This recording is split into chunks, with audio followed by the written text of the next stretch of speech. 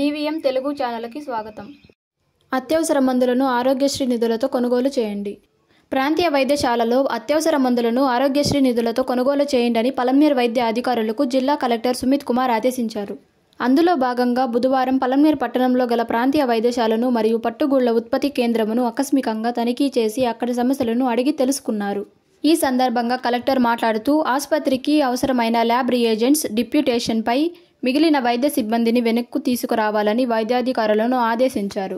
అదేవిధంగా ఆపరేషన్ థియేటర్లో boils operators కొనుగోలు కొరకు కలెక్టర్ నిధుల నుండి 2 లక్షల రూపాయలు మంజూరు చేయడం జరిగిందని తెలిపారు.